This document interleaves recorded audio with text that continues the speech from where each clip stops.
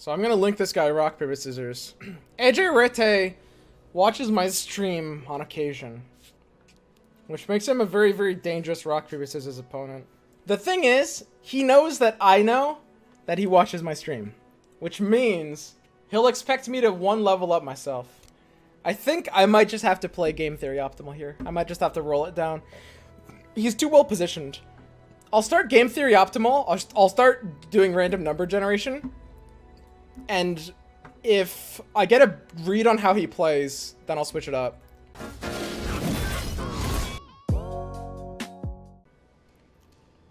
He's roping. This guy's a mega brain.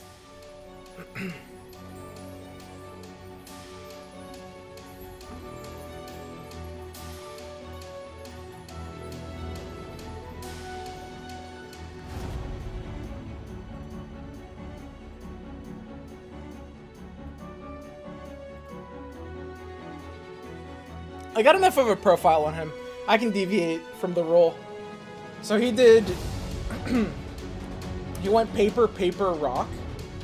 And then he roped for 8 seconds.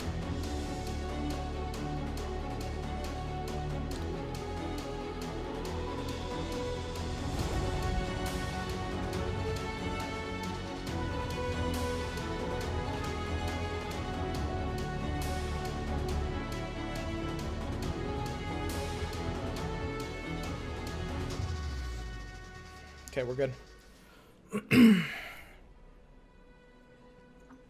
I didn't need to play game theory optimal there. I could have just started with my normal strategy, because he's a pleb paper opener. We beat paper openers every time. You're nasty. Dude, you guys have no idea how fucking crazy I am at rock, paper, scissors. You just can't beat me! It's impossible! I lost one game all day, guys. I've been fucking ass blasting these rock, paper, scissors, paper opener, double paper opener plebs every fucking time. Every time, dude.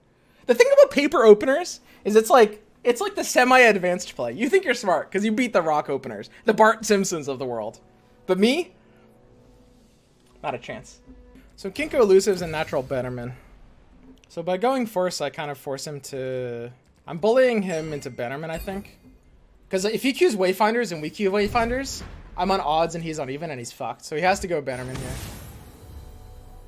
Which gives us a good way to kind of target him. I personally feel like Nox Ezreal is a little bit better against Bannerman than Kinko elusives. However, I could actually be wrong.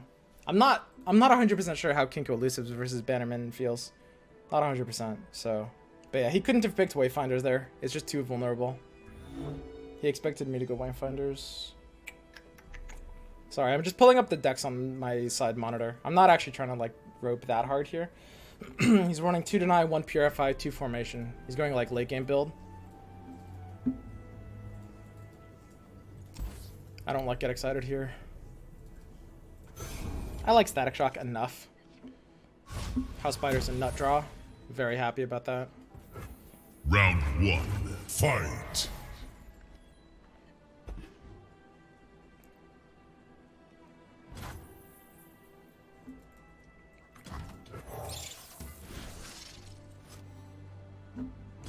Brick hand. No War Chefs, no Fleet Feather. He could easily be on a Protector.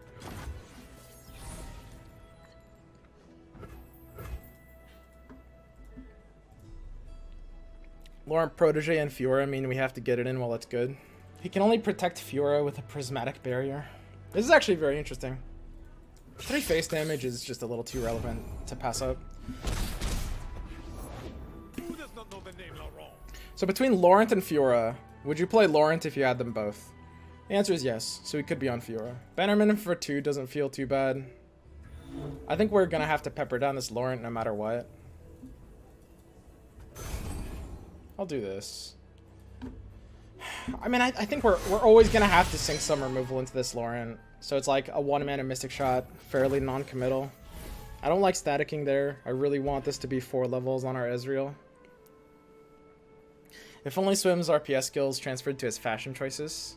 They ask you how you are, you just have to say that you're fine when you're not really fine, but you just can't get into it because they would never understand. What? I'm crazy fashionable, dude. Are you kidding? Usually when I'm going outside, I have like a lot of fashion. Actually, I'm often in a bathrobe. I kind of have no shame. Get excited into Blade's Edge. Honestly, looks good. I'm pretty happy to discard the Rummage, really. You can make a call to discard Static Shock. But I think Rummage kind of gets nowhere here. Like, you need Rummage targets. I think I want to block that. Probably trump it with a 1-1. I don't like taking a weird, like, skip open attack. I don't think it can be worth it.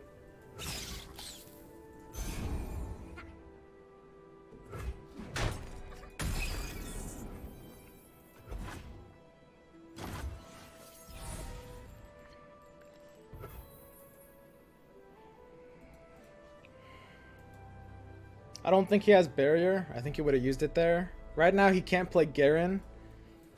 I think I'll attack. The fact that we could have Thermal Beam and he doesn't have barrier to protect his Garen, I think locks him out of playing Garen. What that means is if I attack, he'll usually tap below Garen and then we can like static or we can progress there or something. Garen's a little too risky. Well, I could just kill it with Thermal Beam. I put him on not having Prismatic Barrier. He runs a 2 of. But it's likely he has like Deny. So he'll save Garen for when he can protect it with Deny. I really don't want to see a Garen here. He doesn't know we don't have Thermal Beam. It's hard to play Garen right now. It's really, really hard. But if I opened with a progress day that I wanted to make, then he could totally Garen. So we have enough mana to threaten the Fiora through Barrier. He could easily be on a second Bannerman. I just want to keep his board narrow, dude. If he denies a Static Shock, I'll still kill the Fiora afterwards, I think.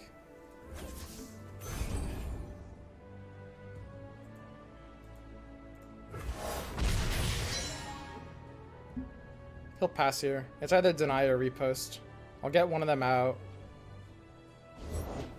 Smell that? Neither. That's pretty nice.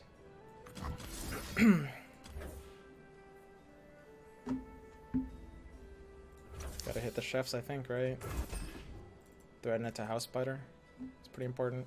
Prismatic Barrier is an option here, but I don't think he has it. It's a 2 of and he's playing like he doesn't have it. So, his open attack is not so good here because we kill his War Chefs. Could be a Garen spot here. So Garen here means he has either deny or repost. That's not really new information, honestly. I want to kill this Garen. He's likely going to buff it with War Chefs. If it's going to 6, I have to deal 4 more damage to it. That's pretty hard without Noxian Guillotine. I might just Static Shock the other 2 things, actually. I really need Noxian Guillotine right now. I'll probably just tank a Garen hit, take Progress Day, or something. I'll Progress Day on my turn. Can't fight on an empty stomach. So if I block this, I can do like a Static Shock, Blade's Edge to kill the War Chefs. Double Static is somewhat of an option. He will probably deny the first Static if I just do it straight up. I think it's fairly likely he will deny that. He can't... I mean, he can do a lot of damage off of Repost. Repost and Deny are both bad for us.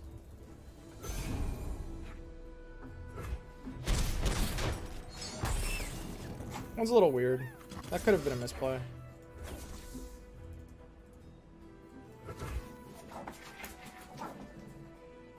I can bluff Guillotine? Does that do anything? Bluffing Guillotine is kind of funny.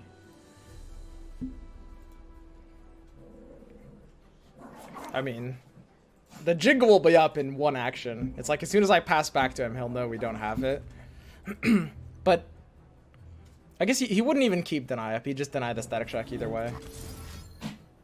Yeah, I mean, bluffing Guillotine is just a meme.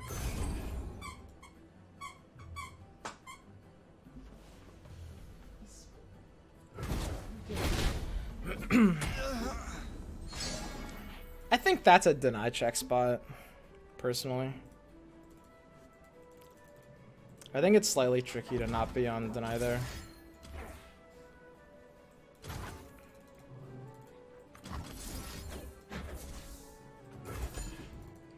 He can't single combat, so So he can't level his Garen because I have no units, which is quite nice. We got through the denied check. The fact that I can't progress here feels really bad. I don't know, he's burning more mana than me if we're just chilling. I'm fairly fine chilling here. The longer I rope, the more he'll think I have an option, the more he's inclined to pass back against me. I don't know, I just can't play Ezreal now. He's on 3 single combat. Do I need to check? Every version runs 3. Yeah, he's running 3. Pray for no single combat. I think we can beat it. I mean, he doesn't really have like a crazy amount of aggression. Lead our charge. Demacia, now and forever. This kind of sucks. I mean, I guess we just get BTFO'd by single combat, right? F? Yeah, that's kind of an F. There's weird plays you can make, actually.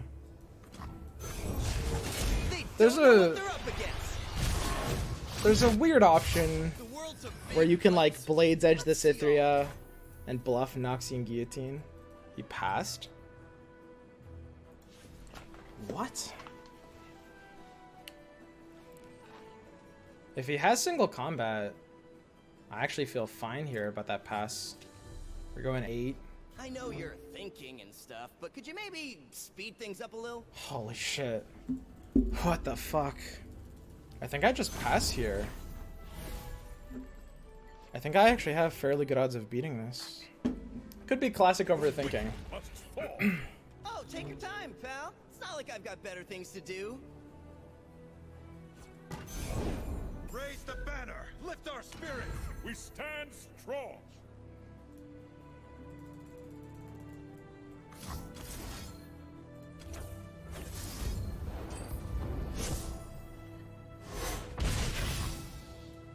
Hey, when you're nuts, right? I go ways to farm in mushrooms. Ring their ranks. Hi, excuse you. No sweat.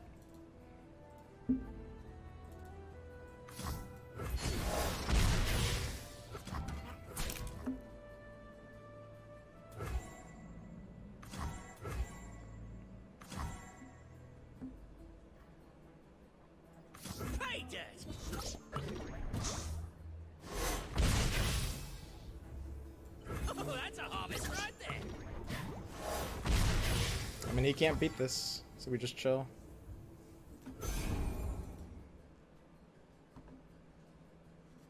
Because it's the same either way. Even if he has single combat, we still beat him with Ezreal. I know we had lethal there, guys. We're playing around single combat. It's easily in his range. He doesn't have mana for like double repost, so he can't punish this.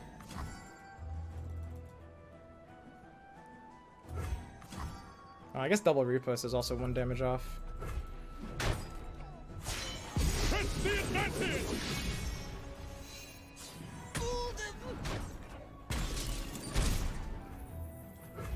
Because now if he single combats, we do 5 with Ezreal, get excited, and then Blades Edge for the last point of lethal. How do you wield such a clumsy weapon? With justice and honor. I think we're good here no matter what. Deny is actually a bit of a scare card. What's really fascinating is to break Deny we might need to keep. I mean, we do have open attack. I don't know, kicking Progress Day out of our hand is a little Monka Giga. He would need single combat plus Deny. Could he have the single combat plus Deny hand? It's like he goes in to kill the Ezreal. I can't put him on that hand, I think.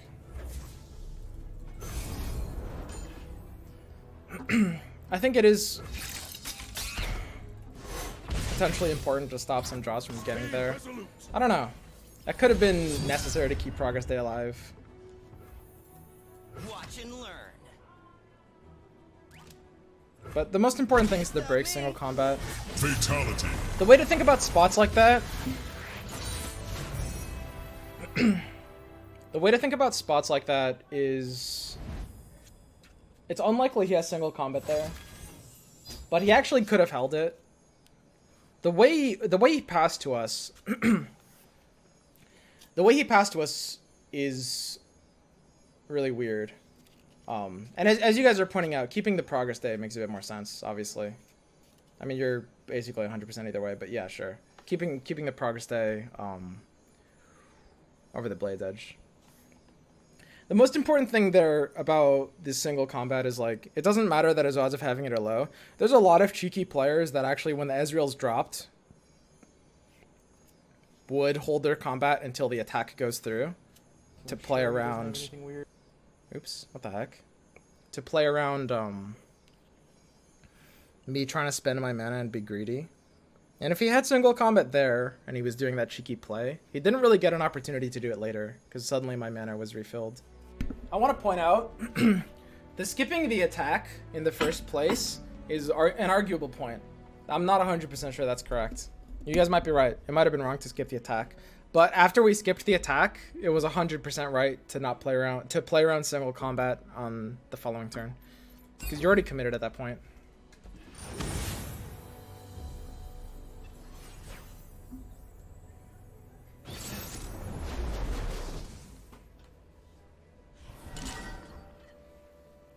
His odds of having single combat when we played the Ezreal were very high, almost 80%. His odds of having single combat as soon as he passed after we played the Ezreal got quite a bit lower.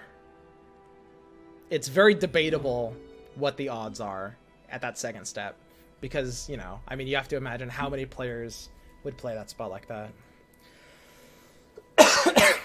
He's got the odd attack in a mirror matchup that makes it probably quite favorable. Round 2, fight. Not full keep.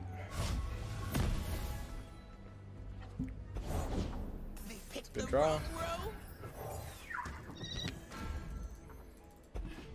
Closing in on the mark.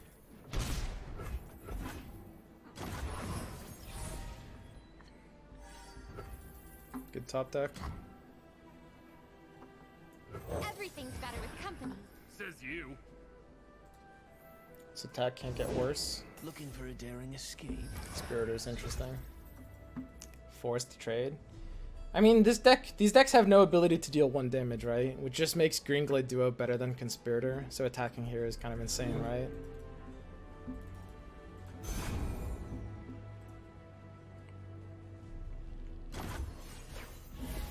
Zed is the scare card here. I am the blade in the darkness. Without a sound.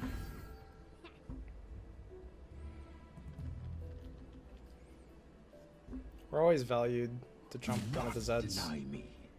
I have many things. Where are you going?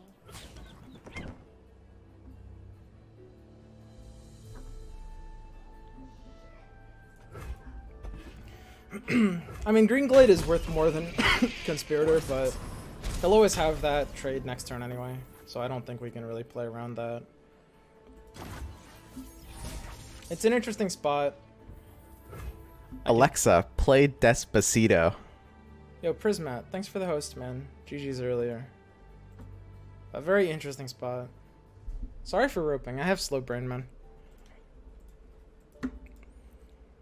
He's on good odds for Kinko. I mean, my attack gets so devalued if he Kinkos. Feels like a necessary open attack.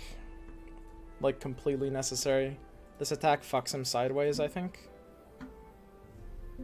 It's like the only defense against this is Will, and that doesn't even feel that good. And if he doesn't have Kinku, then I think we're generally favored anyway. So you want to play around the situations where he does have Kinku. Respect him a little bit more.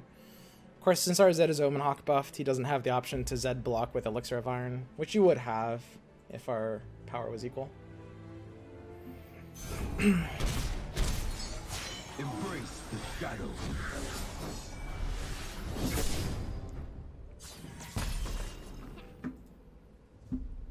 So usually it's Wayfinder here, and I'll probably answer with my own. Yordle here's with me. Fairly happy about that. So his Zed is looking fairly likely to open attack. I want to make sure I'm Wayfindering now to generate chump blockers for that case. And getting the Omen Hawks out early, of course. Never hurt. Hit a big low roll. We have the second Wayfinder in hand, but that's definitely going to hurt us. Got pretty good value on his open attack Zed here. He's using, I think, the most standard version of this deck. It's rocking 3 disciplines. My life. I think it's a little greedy not taking the open attack here, personally. If I low roll the second Kinko, we're probably fucked. Everyone here? Let's go. Of course, very low odds. So he wills our Zed. This means we can kill his with Elixir of Iron, which is quite nice. I mean, there's a weird call to like Omen Hawk and like Trump and just not give a shit about his Zed. I think it's a little too weird. I think it makes literally no sense. He knows I have Elixir, by the way. For his perspective, he's like almost 100% sure I have Elixir. Because he knows we have a Freljord card in hand off of Wayfinder. And we just floated this action. I mean, he should be very, very sure I have Elixir of Iron. Doesn't take the attack there. To be honest, I think that's a misplay. It seems kind of cheeky, but... I mean, I don't know if... He's got Windfare Hatchling, and he's going for like a Zed Hatchling attack. I mean, it's a big play. I think he's in a tough spot. So my Zed is a 4-3. If his Zed takes Twin Disciplines, then it's bigger than mine, and it will win, but he has to put us on Elixir. I can't open attack here. I do need to be developing my Zed, for sure. Lifeblade 3-3 is not bad, but it can't outpower Zed.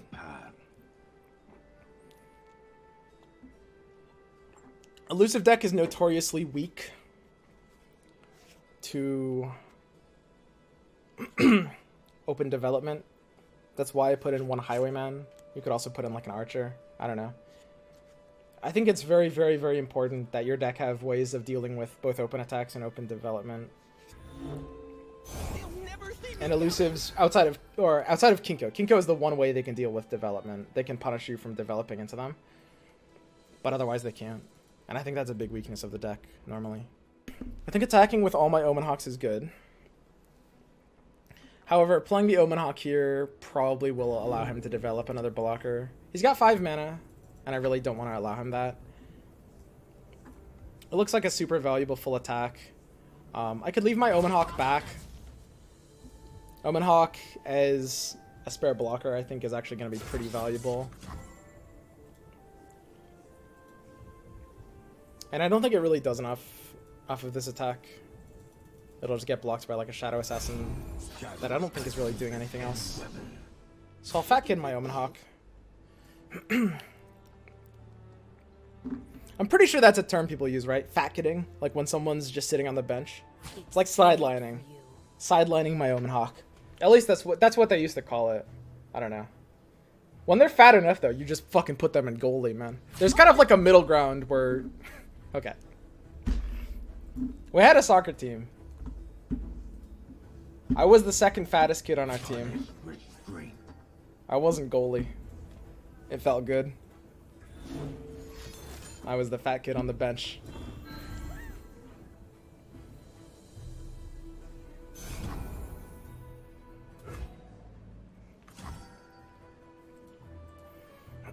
I mean, I can keep a useless unit alive, I think.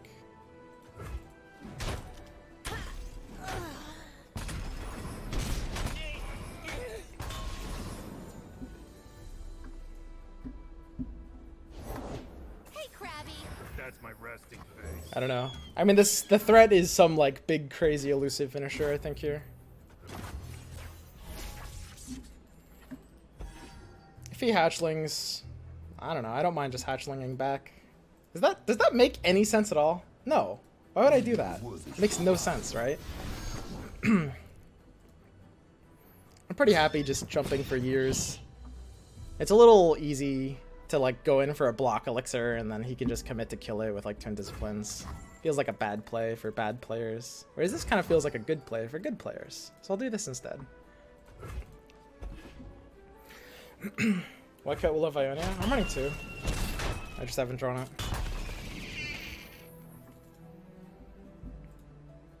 Representing a conked out hand. His version's only running 2 Will. He's likely on Deny. We can't curve this efficiently. I mean, this is a PP hands turn for sure. Hatchling plus deny looks good. I mean, I think there's no big brain here. It's like you play your big elusive, and then you play your hatchling elusive, and then you've got like hatchling plus deny or hatchling plus elixir, whichever you're gonna need.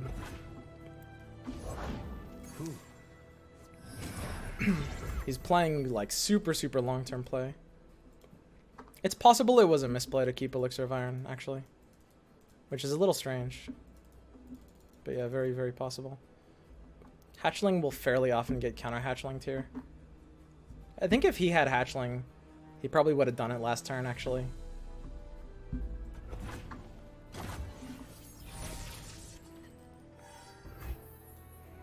I can't curve my non-hatchlings. If I could play, like, Protector Lifeblade, maybe I would. I mean, it looks like I just hatchling here. Lay down the law. I've got a flexible choice here. If he uses Will, he kind of needs to do it now. He top decked it. We can see that because he played it from the left side. I mean, keeping my Lifeblade alive against this Conspirator is going to be pretty big. He only has one blocker that's going to be good against Zed or Lifeblade. But you know what he's actually representing? Zed's Shadow Shift. I don't think that matters. I don't think that's going to affect our decision points here at all. The wrong master. I think this is a really big threat on this attack. I'll get one good trade with his Conspirator. He puts me on Elixir of Iron, which means the Conspirator should go into the Zed. If he's smart. And he is smart. So Conspirator goes into Zed. The Shadow Clone jams him up.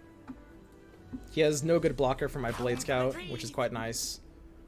My Hatchling will often just trade with his, which actually feels kind of bad.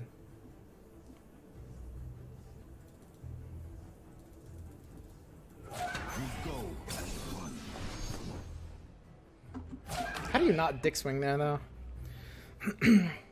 This is definitely a dick swing board, right? I expect a Shadow Shift, actually. I mean, it's not like I would be shocked if he didn't have one, but I think even though the odds of him having it are kind of low, I can put a hand like this on Shadow Shift. It's definitely possible. Like, return his Hatchling or something like that. Okay. It's fascinating. I mean, he goes really low. My Lifeblade is just good.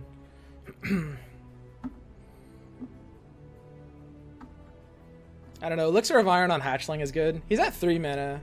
He could only have Shadow Shift and maybe his own maybe his own Elixir. He could have Twin Disciplines. He's already used one. He's used one, right? Oh, he hasn't used one.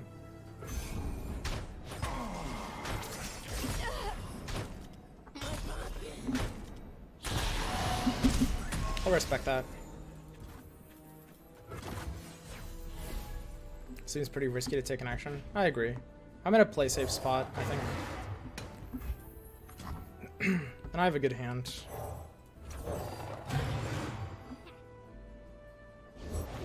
Pledge yourself to the shadows. Huh. He's floating 4, which usually means will. I mean, if he wills and gets it past my deny, that's actually really bad. I literally can't let him will this Lifeblade. It's too easy for him to have that card. Buffed Zed is definitely a scare card. I was right, he did have Shadow Shift, but he wouldn't use it because the Zed got buffed. So it's like block the Zed with Elixir of Iron, probably. I don't know, is the Zed like a threat? Control. What are his options? And disciplines? Well, our win condition is big elusive, boys, right now. I just want to make sure we get to deny the will. That's kind of the most important thing. As long as we get to deny the will, we're good. This is usually a Twin Disciplines. Pretty surprising.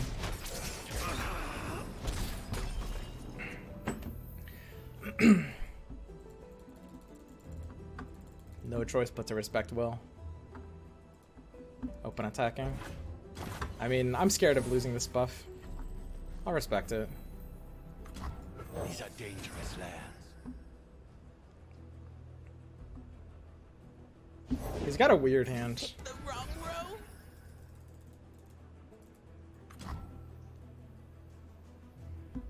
Wow, he could be on second hatchling. As death.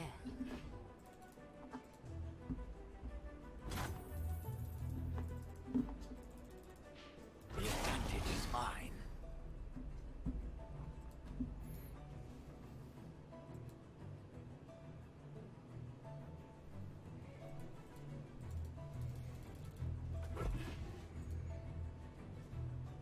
This one's trouble.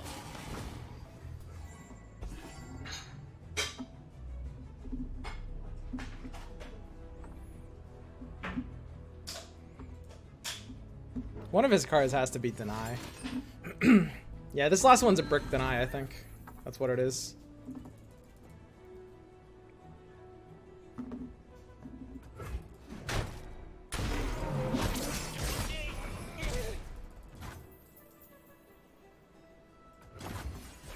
There's nothing else this card could be that he hasn't played yet. There's nothing else he wouldn't have played until now. It has to be deny. Like, you're gonna get value out of willing that spot, for sure. You have to, right? They cannot strike what they cannot see. Heard you're new in the area.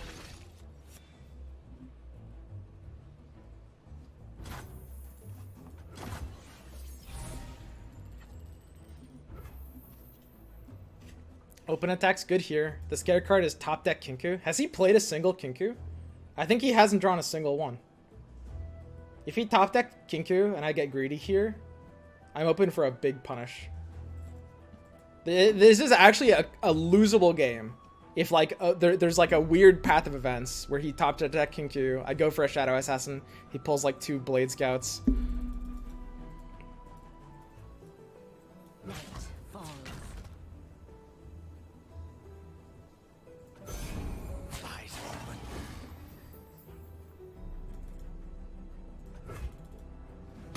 Fatality.